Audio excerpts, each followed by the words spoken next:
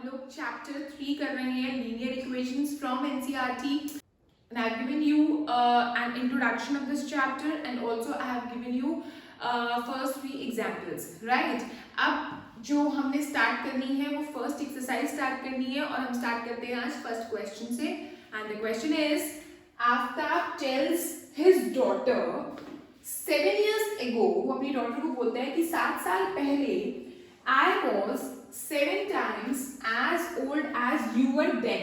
Then का मतलब 7 साल पहले जितने साल की तुम थी उसकी एज को, डॉटर की एज को मैं 7 टाइम्स कर दूं, ठीक है, तो आफ्ताब की एज की। बट ये कब की बात हो रही है? ये 7 साल पहले की बात हो रही है, राइट? उसके बाद 3 years from now, आज से 3 साल बाद, I shall be, आज से 3 साल बाद आफ्ताब बोलता है क्या होने वाला है? आफ्ताब की age, I it is used for Aftab here. I shall be 3 times, Aftab की एज 3 times हो जाएगी as old as you will be, as old as his daughter will be. ठीक है? Represent this situation algebraically and graphically. Confusion हो रहा है? कोई बात नहीं, अभी confusion दूर हो जाएगा। हम क्या करेंगे? We are dealing with the chapter linear equations in 2 variables, तो हम 2 variables का यूज कर सकते हैं। हम क्या करेंगे? आफ्ताब की एज x मान लेते हैं और उसकी डॉटर की एज y मान लेते हैं, या डॉटर की x और आफ्ताब की y, one and the same thing. So let age of, ये कौन सी एज है? ये प्रेजेंट एज है तो आप मेंशन करो।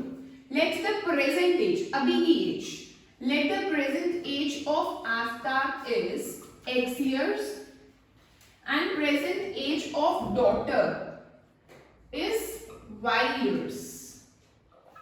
अब हम क्वेश्चन रीड करते हैं। क्वेश्चन क्या है? 7 years ago, लेकिन 7 years ago के आगे में नहीं पढ़ने वाली क्वेश्चन अभी। 7 years ago हेडिंग डाल देते हैं, 7 years ago। अब एक बात सुनो, अगर आज मेरी एज 30 साल है, 30 years है, तो आज से 7 साल पहले मेरी एज क्या थी? 30 - 7 या 7 - 30? बट ऑब्वियसली 30 - 7, ठीक है, याद रखना 30 - 7 दैट इज 23 years थी मेरी एज 7 साल पहले। अब अगर मैं 7 years ago की बात करूं तो 7 साल पहले आफ्ताब की कितनी एज रही होगी? आफ्ताब्स एज, अगर आज उसकी एज x years है, आज की एज है ये x years, तो 7 साल पहले आफ्ताब की एज क्या रही होगी? x - 7 या 7 - x? यहाँ पर गलती होती है, पॉइंट यही है, मेन पॉइंट। बच्चे क्या लिखते हैं? 7 - x। अरे भाई क्यों? जब आज मेरी एज 30 साल है तो 7 साल पहले मेरी एज 30 - 7 थी, ठीक ना? तो आज अगर आफ्ताब की एज x years है तो आज से 7 साल पहले कितनी रही होगी? x - 7, है ना? तो यहाँ पर आएगा x - 7 years। और आज से 7 साल पहले डॉटर की एज कितनी रही होगी? डॉटर्स एज, अगर आज उसकी एज y years है तो 7 साल पहले कितनी रही होगी? y - 7। अब क्वेश्चन रीड करते हैं। क्वेश्चन में बोलते हैं 7 साल पहले I is used for Aftab here. I was, Aftab was, 7 साल पहले आफ्ताब was, तो आफ्ताब was, ठीक है, 7 times as old as you मतलब डॉटर was then. डॉटर की एज क्या है? डॉटर की एज है y - 7. So this will be my equation, simple. Okay, इसको हम सॉल्व कर लेते हैं, नॉर्मल फॉर्म में ले आते हैं। x - 7 is equal to 7y - 49. 7 into y, 7 7s are 49, ठीक है? तो क्या आ गया? x, ये -7y इधर is equal to -49 और ये -7 चला गया उधर +7 में, तो हमारा क्या आ गया? 9 में से 7 गए 2 -42 और यहाँ पर x - 7y. So this is my first equation, ठीक है? सेकेंड पे आते हैं, 3 years from now, बस इतना पढ़ना है अभी। तो 3 years from now के लिए मैं हेडिंग डालती हूँ, एक इक्वेशन की वाली है ना, वो मैंने यहाँ पर नोट कर ली और अब मैं यहाँ से इरेज कर देती हूँ और यहाँ पर हेडिंग डालते हैं 3 years from now। ये डाली हमने heading 3 years from now। 3 years from now का मतलब आज से 3 साल बाद। अगर आज मेरी एज 30 years है तो आज से 3 साल के बाद मेरी एज कितनी होगी? 30 + 3 दैट इज 33। प्लस वाले में तो वैसे ही कुछ नहीं सोचना कि इसमें से क्या माइनस करना है। तो आज से 3 साल बाद आफ्ताब की एज कितनी होगी? आफ्ताब की एज होगी x+3, डॉटर की कितनी होगी, डॉटर की एज होगी y+3, ठीक है।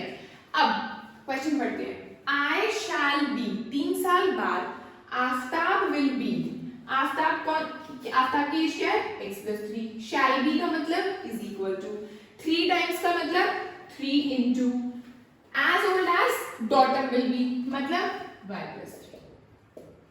हो गया काम, ये क्या है x+3 is equal to 3y plus 3 3 9, 3 will be multiplied by both, ये 3y आ गया इधर, so x minus 3y is equal to, ये 3 चला गया उधर 9 के पास, जैसे कैसे गया 9 माइनस 3 दैट इज 6, तो ये हमारी आ गई सेकेंड इक्वेशन। उन्होंने हमें क्या बोला, रिप्रेजेंट दिस सिचुएशन एल्जेब्रिकली, तो एल्जेब्रिकली तो ये दोनों हो गई और ग्राफिकली भी करनी है, so now I am going to plot them. Cartesian plane पर प्लॉट करने से पहले हमें क्या करना पड़ेगा, वैल्यूज निकालनी पड़ेगी, कैसे x y ये रही और ये रहा हमारा दूसरा टेबल, चलो ये है x minus 7y is equal to -42, x को अगर मैं 0 पुट करती हूँ तो ये गायब हो गया, -7y is equal to -42, that means minus से माइनस कट गया तो y इज इक्वल टू 6, 7 6 42, ठीक है। तो x की वैल्यू अगर मैं 0 पुट करती हूँ तो y की वैल्यू क्या आ गई 6, ऑलराइट, इतना तो हो गया। अच्छा अगर मैं x को पुट करती हूँ 7 तो 7 minus 7y is equal to -42, तो -7y इज इक्वल टू -42 -7 क्या आ गया -49, इधर है -7y, माइनस से माइनस कैंसिल, 7 7 जा 49, तो अगर मैंने x को 7 पुट किया तो मेरा y भी 7 आ रहा है। आगे और कोई वैल्यू, अब मैं y को पुट कर रही हूँ, मैंने y को पुट किया 5, मैंने y को क्या पुट किया 5, तो x minus 35 is equal to -42, तो x क्या आ गया -42 और ये प्लस में चला गया उधर 35, तो मेरा आ गया -7, ठीक है। तो हमने y को 5 पुट किया तो x मेरा आया -7। चलो अब हम आते हैं दूसरी पे, दूसरी में भी अगर मैं x को 0 पुट करती हूँ तो मेरा y क्या आ रहा है, y क्या आ रहा है -3y इज इक्वल टू 6, यानी y इज इक्वल टू -2।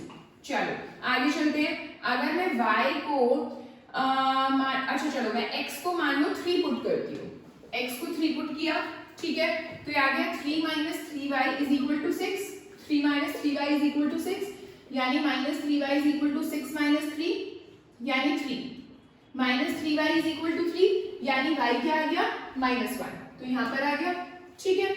अब मैं x को क्या पुट करूंगी, कुछ और पुट करते हैं, चलो वो 3 का मल्टी मतलब 3 से कटना भी चाहिए इधर, जो भी वो बने, ठीक है। अगर मैं पुट करती हूँ इसमें 6, x को मैं 6 पुट कर देती हूँ, x को अगर मैं 6 पुट करती हूँ तो वो 6 माइनस 6 यानी 0 बन जाएगा राइट साइड में, तो y हमारा क्या आ जाएगा 0, कैसे समझ आया, ये देखो x माइनस अगर मैंने इसको 6 पुट किया तो ऐसे हो जाएगा, ये 6 उधर जाएगा 0 हो जाएगा, तो y क्या हो जाएगा 0 upon -3 which is again 0, 0 upon -3 0, यहाँ पर बच्चे करते हैं 0 प्लस 3 कर देते हैं, 3 लिख देते हैं, ये -3 उधर जाएगा डिवीजन में, एडिशन में नहीं जाएगा।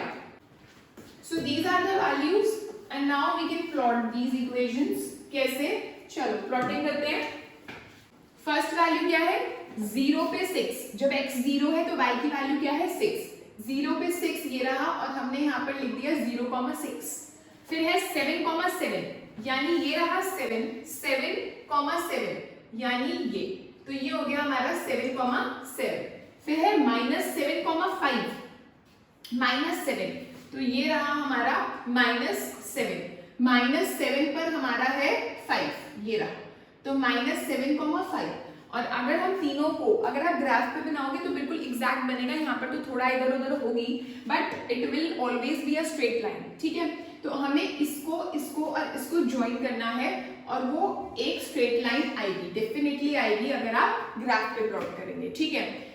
इसके ऊपर हम इसकी इक्वेशन लिख देते हैं x minus 7y is equal to -42। Next क्या है 0 पर -2, 0 पर -2 ये रहा, फिर है 3, -1, 3, -1 ये रहा, एंड देन इट इज 6, 0, 6, अगर मैं इन तीनों को ज्वाइन करती हूँ तो मेरी बनेगी इस तरह से, ठीक है। और इसको मैंने नाम दे दिया this is x minus 3y is equal to 6, ठीक है बच्चों। तो ये हमारा ग्राफ बन गया। उन्होंने हमसे कोई सोल्यूशन नहीं पूछा, तो हमें कोई जरूरत नहीं है कि बताने की कि ये कहाँ पर मीट करने वाली है और कैसे कहाँ पर किस पॉइंट पे मीट करेगी और क्या पॉइंट है जो सोल्यूशन है इसका।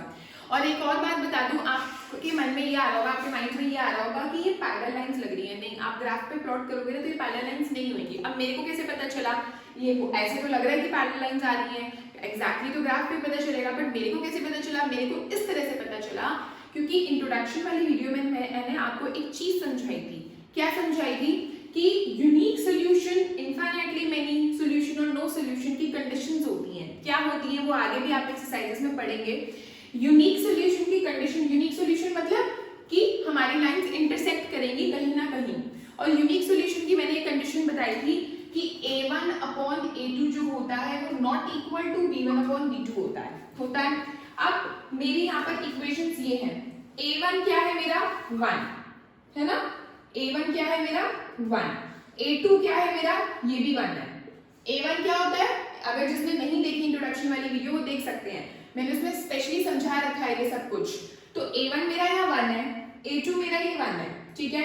b1 क्या है -7 और b2 क्या है -3।